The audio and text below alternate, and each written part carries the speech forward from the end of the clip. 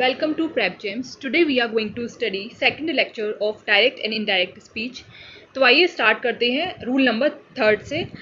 First और second rule हमने इससे पहले वाले लेक्चर में पढ़ लिए हैं।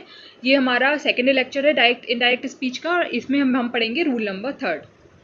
तो रूल नंबर 3 ये बताता है कि वर्ड्स, जैसे कि मैंने इसमें लिखा है, words indicating nearness are change into words indicating distance. तो जब डायरेक्ट से इनडायरेक्ट स्पीच में हम सेंटेंस को कन्वर्ट करते हैं तो जो वर्ड्स हमें एक नियरनेस बता रहे होते हैं उनको हम कन्वर्ट करते हैं उन वर्ड्स में जो हमें एक डिस्टेंस बताते हैं। जैसे कि यहाँ पे मैंने एग्जांपल्स लिए हुए हैं।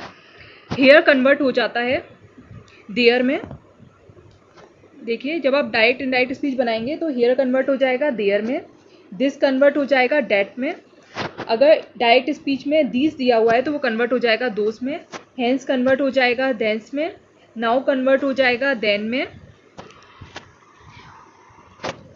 टुडे कन्वर्ट हो जाएगा डेट डे में, टू नाइट कन्वर्ट हो जाएगा डेट नाइट में, टुमारो कन्वर्ट हो जाएगा द नेक्स्ट डे में। ऐसे ही अगर डायरेक्ट स्पीच में येस्टरडे दिया हो तो आप इनडायरेक्ट बनाते समय येस्टरडे की जगह क्या लिखेंगे, द प्रीवियस डे और द डे बिफोर। इन दोनों में से कुछ भी लिख देंगे, वो सही है। आगे बढ़ते हैं। लास्ट नाइट कन्वर्ट किस में होगा, द प्रीवियस नाइट लिख सकते हैं लास्ट नाइट की जगह, या फिर लिख सकते हैं द नाइट बिफोर।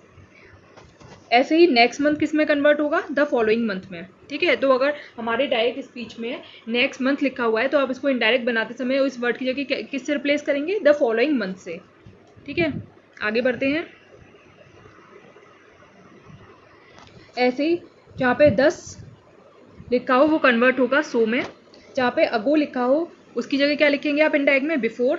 जस्ट की जगह लिखेंगे देन।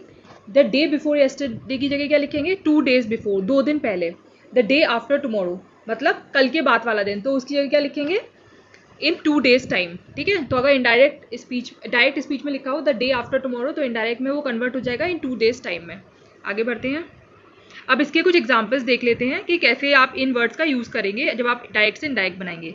तो पहला क्वेश्चन है, she said I shall leave tomorrow. ये हमें डायरेक्ट स्पीच में दिया हुआ है। अब देखिए, इसमें मैंने देखा कि जैसे कि मैंने ऊपर बताया था, टुमारो की जगह इसमें क्या कन्वर्ट हो जाएगा, द नेक्स्ट डे में। ठीक है, तो ये क्या सेंटेंस बनेगा, she said that she would leave the next day. आगे बढ़ते हैं। Ravi said to me I did this work yesterday. ठीक है, अब डायरेक्ट स्पीच में इस सेंटेंस में येस्टरडे का यूज़ हुआ है। तो जैसे कि मैंने अभी आपको बताया था कि येस्टरडे की जगह क्या यूज़ करेंगे, द प्रीवियस डे। तो मैंने इस सेंटेंस में इनडायरेक्ट बनाते समय येस्टरडे क्या यूज़ किया, द प्रीवियस डे। तो Ravi told me that he had done that work the previous day. ठीक है, और इसमें टेंस वाली जो चीज़ है मैं आपको इससे पहले वीडियोज़ में बता चुकी हूँ कि जैसे देखिए, आई डिड दिस वर्क येस्टरडे, मतलब ये क्या है, ये हमारा पास्ट टेंस है। ठीक है, तो ये मेरा किस में कन्वर्ट हुआ, हैड डन, मतलब पास्ट परफेक्ट में कन्वर्ट हो गया। ठीक है, तो पास्ट इंडेफिनिट टेंस किस में कन्वर्ट होता है, पास्ट परफेक्ट में। ये मैंने आपको जब टेंस के रूल बताए थे इनडायरेक्ट और इनडायरेक्ट स्पीच के फर्स्ट लेक्चर में, तो मैंने आपको टेंस वाली चीज़ वहाँ पे बता दी थी, और यहाँ पे मैंने आपको बताया कि येस्टरडे जी क्या हो जाएगा, द प्रीवियस डे। आगे बढ़ते हैं। Aastha said I am very busy now. ठीक है, ये हमारा डायरेक्ट स्पीच में। नाउ की जगह मैंने अभी आपको बताया, नाउ की जगह जब हम इनडायरेक्ट स्पीच बनाएंगे तो नाउ की जगह क्या हो जाएगा, देन।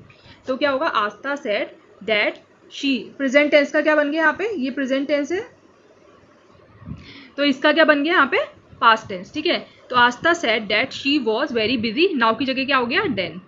आगे बढ़ते हैं। My sister said I am tired today.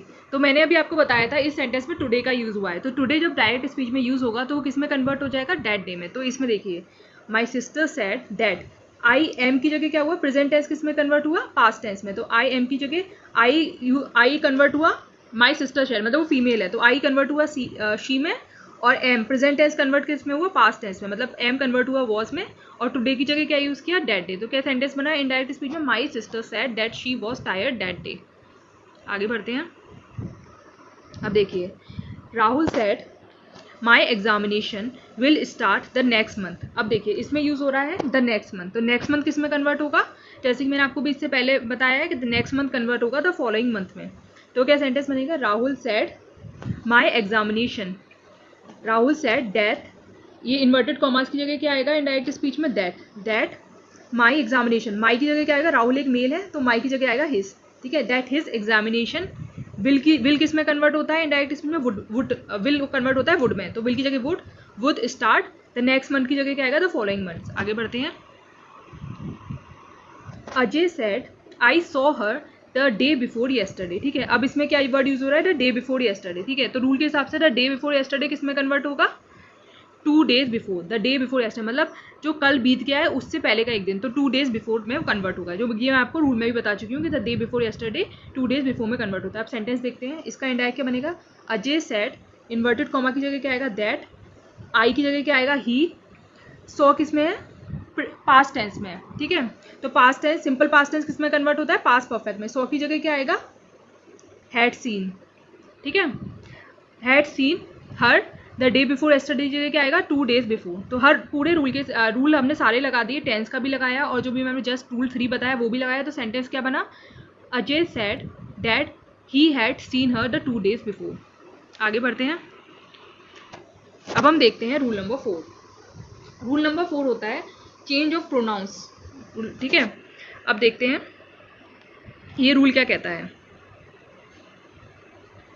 ये रूल कहता है, जैसे कि मैंने यहाँ पे लिखा हुआ है, pronouns of the first person in the reported speech. Reported speech क्या होती है? जो इन्वर्टेड कॉमा के अंदर होती है। ठीक है, तो रिपोर्टेड स्पीच क्या होगी? जो इन्वर्टेड कॉमा के अंदर होगी। Are changed according to the person of the subject of the reporting verb. ठीक है, जो इन्वर्टेड कॉमा के बाहर जो वर्ब दी होती है, जैसे माई फादर सैड, या ये जो वर्ब होती है ये हमारी होती है रिपोर्टिंग वर्ब। सैड हो गई हमारी रिपोर्टिंग वर्ब।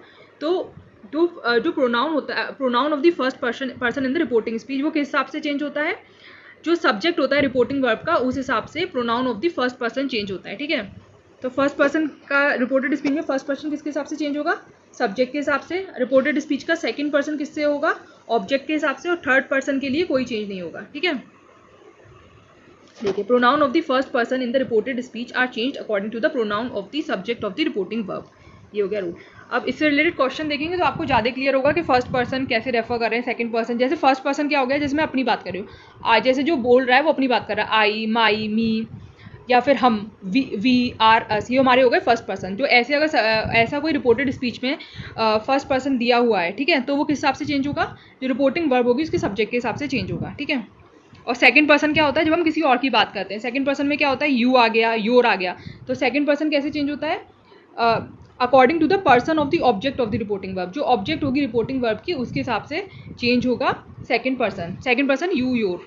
आगे बढ़ते हैं। Pronoun of the third person. Third person का मतलब होता है ना मैं अपनी बात कर रही हूँ, ना मैं जिससे बोल रही हूँ उसकी बात कर रही हूँ, मैं किसी और ही किसी पर्सन की बात कर रही हूँ, वो होता है हमारा थर्ड पर्सन। तो इसमें कैसे होता है? ही, हिज, हिम, जैसे किसी का नाम लेके बात कर रहे हैं, Ram, Ram's, she, her, it, its, they, मतलब किसी और की बात कर रहे हैं, तो वो थर्ड पर्सन आता है। उस केस में रिपोर्टेड स्पीच में कोई चेंज नहीं होता। ठीक है, रिपोर्टेड स्पीच के प्रोनाउन में कोई चेंज नहीं होता। आगे बढ़ते हैं। अब जैसे देखते हैं, अब देखिए, she said to me I am not well. ठीक है, अब देखिए, आई मैंने क्या बताया था? फर्स्ट पर्सन है, तो फर्स्ट पर्सन किसके हिसाब से चेंज होगा? जो रिपोर्टिंग वर्ब है उसका जो सब्जेक्ट है उसके हिसाब से चेंज होगा। तो ये रिपोर्टिंग वर्ब है, इसका सब्जेक्ट क्या है? शी। तो आई किसके हिसाब से चेंज होगा? She said to me I am not well. तो जब मैं इसका इंडायरेक्ट बनाऊंगी तो मैं कहूँगी she said to me that she was not well. She किसके हिसाब से चेंज हुआ है यहाँ पे? इसके हिसाब से। तो she said to me that she was not well. आगे बढ़ते हैं। He said to me I am right but you are wrong. ठीक है, इस सेंटेंस में देखिए, आई मतलब हो गया मैं अपनी बात कर रही, जो बोल रहा है, जो सब्जेक्ट है वो अपनी बात कर रहा है, तो आई हो गया उसका first person. I am right, मैं सही हूँ और तुम गलत हो। तुम मतलब यू क्या हो गया? Second person. तो he said to me I am right but you are wrong. ठीक है, तो इसमें देखिए, जो फर्स्ट पर्सन है आई, वो तो चेंज होगा इसके रिपोर्टिंग वर्ब के सब्जेक्ट के अकॉर्डिंग, और जो सेकंड पर्सन है वो किसके होगा? ऑब्जेक्ट के अकॉर्डिंग चेंज होगा रिपोर्टिंग वर्ब के। तो मतलब यू चेंज होगा मी के अकॉर्डिंग, आई चेंज होगा ही के according. He said to me, उसने मुझसे कहा I am right you are wrong. तो उसको चेंज करेंगे, इंडायरेक्ट में क्या लिखेंगे? He said to me that, I की जगह क्या होगा? आई चेंज हो रहा है सब्जेक्ट की, जो सब्जेक्ट है he said to me that he was right but you are wrong, मतलब वो मुझसे कह रहा है, मैं उसका ऑब्जेक्ट हूँ। तो बट आई, यू की जगह क्या होगा? आई। ठीक है, तो यू चेंज हुआ मी की जगह, मी की वजह से यू चेंज हुआ। ठीक है, ही टोल्ड, तो he said to me I am right you are wrong का इंडायरेक्ट क्या होगा? He told me that he was right but I was wrong. तो इसमें हमने फर्स्ट और सेकंड पर्सन दोनों का केस देख लिया। आगे बढ़ते हैं। I said he will not go to Mumbai at any cost, ठीक है, कि वह मुंबई नहीं जाएगा, किसी भी कीमत पे वो मुंबई नहीं जाएगा। तो ये मैं किसी थर्ड पर्सन की बात कर रही हूँ, ना मैं अपनी बात कर रही हूँ, ना मैं जिससे बात कर रही हूँ उसकी बात कर रही हूँ, मैं किसी थर्ड पर्सन की बात कर रही हूँ, ठीक है। तो इसमें कोई भी चेंज नहीं होगा, ही का ही रहेगा, ठीक है। I said that he, will का हो गया would, not go to Mumbai at any cost, तो इसमें ही का ही रहा, इसमें कोई चेंज नहीं आया। आगे बढ़ते हैं। I said to her Reena is beautiful, ठीक है, इसमें भी मैं जिससे बात कर रही, मैं किसी थर्ड पर्सन की बात कर रही हूँ, किसी रीना की बात कर रही हूँ कि वह सुंदर है, तो इसमें भी कोई थर्ड पर्सन है, इसलिए इसमें प्रोनाउन में कोई चेंज नहीं होगा। आई, तो इसका इनडायरेक्ट बनेगा I told her that Reena was beautiful, मतलब प्रेजेंट टेंस का बस पास्ट टेंस हुआ और रीना का रीना ही रहा, उसमें कोई चेंज नहीं हुआ। आगे बढ़ते हैं। अब देखिए, अब हम सेंटेंस के अकॉर्डिंग देखेंगे कि किस तरह के सेंटेंस में किस तरह से उसकी इनडायरेक्ट स्पीच बनाते हैं। तो सबसे पहले ये जानिए कि कितने तरह के सेंटेंस होते हैं। तो सेंटेंस जो हमारे होते हैं वो 5 तरह के होते हैं। Assertive sentence, interrogative sentence, imperative sentence, optative sentence, exclamatory sentence. तो असर्टिव सेंटेंस को हिंदी में कहते हैं विधि सूचक। इंट्रोगेटिव सेंटेंस को कहते हैं प्रश्नवाचक, जिसमें हम क्वेश्चन पूछते हैं। इंपेरेटिव सेंटेंस को कहते हैं आज्ञा सूचक, ठीक है। ऑप्टेटिव सेंटेंस को क्या कहते हैं, इच्छा, उसमें हम अपनी इच्छा जताते हैं। एक्सक्लेमेटरी सेंटेंस को कहते हैं विस्मय सूचक, ठीक है। अब इन सेंटेंस से रिलेटेड हम आगे देखेंगे कि हर एक सेंटेंस का डायरेक्ट से इनडायरेक्ट स्टेटमेंट में कैसे कन्वर्ट होता है। तो हर एक सेंटेंस को हम एक एक करके लेते हैं। सबसे पहले हम स्टार्ट करते हैं असर्टिव सेंटेंस से। तो देखिए, असर्टिव सेंटेंस के रूल्स देखते हैं। The reporting verb generally changes into tell when an object is used after it. If the reporting verb has no object it does not change. जैसे देखिए, रिपोर्टिंग वर्ब जो होती है वो टेल में चेंज हो जाती है अगर उसकी वजह से ही सेड टू मी, ठीक है। तो सेड के बाद मी एक ऑब्जेक्ट भी है, एक ही सेड टू मी में सब्जेक्ट भी है, ऑब्जेक्ट भी है, तो उस केस में हम करेंगे ही टोल्ड मी, मतलब सेड की जगह हम टोल्ड भी लिख सकते हैं, ठीक है। तो रिपोर्टिंग वर्ब इसमें चेंज हो गई टेल में। तो ही सेड टू मी, जहाँ पे कि ऑब्जेक्ट होता है वहाँ पे हम सेड की जगह क्या लिख देंगे, टोल्ड। वैसे इसमें बताया कि reporting verb generally change into tell when an object is use. जब ऑब्जेक्ट यूज होगा तो हम उसमें टेल का यूज़ कर सकते हैं। If the reporting verb has no object, अगर कोई ऑब्जेक्ट नहीं, अगर ये सिर्फ लिखा हुआ ही सेड, तो उस केस में चेंज करने की जरूरत नहीं है, ही सेड का ही सेड ही रहेगा। आगे बढ़ते हैं। Reporting verb is introduced by a conjunction. Reporting speech is introduced by a conjunction that. जब रिपोर्टिंग स्पीच स्टार्ट होती है, इन्वर्टेड कॉमास को हम किस में कन्वर्ट करते हैं, डेट में। जैसे he said that, he told me that, इस तरह का sentence inverted commas. Reporting speech कैसे इंट्रोड्यूस होती है, डेट से। आगे बढ़ते हैं।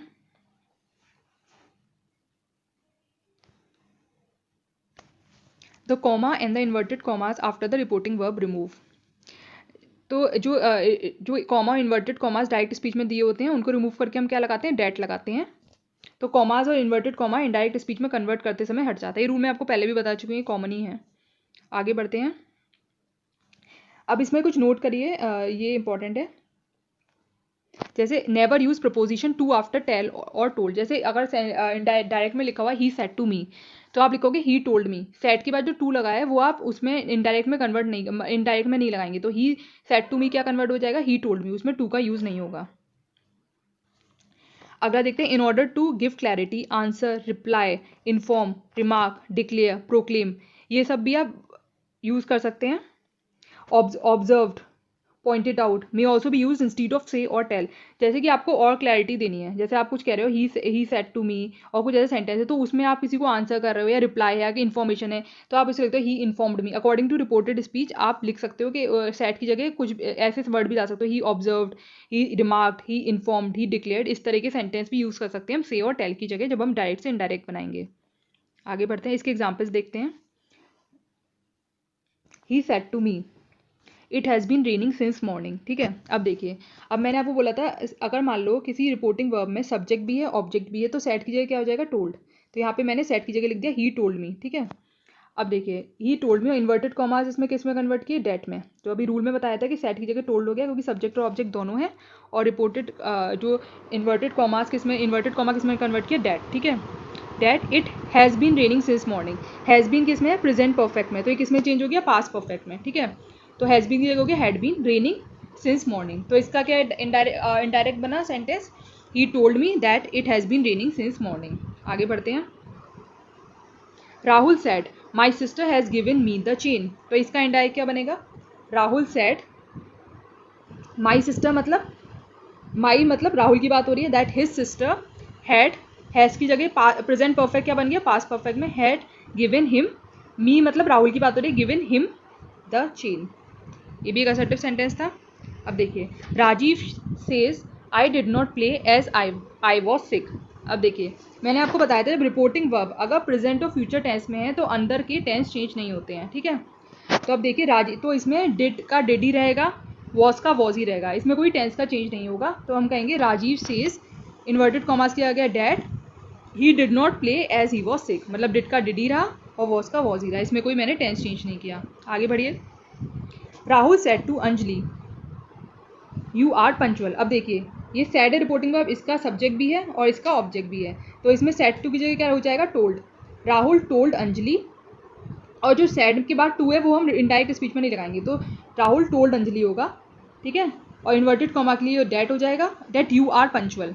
यू मतलब कौन है, अंजलि की बात कर रहा है वो, उसने अंजलि से कहा कि तुम पंचुअल हो, तो यू की जगह हो जाएगा शी, और ये आर मतलब हमारा हो गया प्रेजेंट टेंस, तो ये हो जाएगा हमारा पास्ट टेंस में you was punctual. Rahul told Anjali that she was punctual. तो फ्रेंड्स, आज की क्लास में इतना ही। आज हमने 2 रूल पढ़े, रूल 3 एंड रूल 4, और इससे रिलेटेड मैं आपको आगे क्वेश्चंस भी कराऊंगी, इससे रिलेटेड रूल्स देखेंगे नेक्स्ट लेक्चर में। तो आप इस सीरीज़ को कंटिन्यूअसली देखते रहिए, और कोई भी डाउट हो तो कमेंट सेक्शन में ज़रूर मेंशन करिए और चैनल को सब्सक्राइब करें।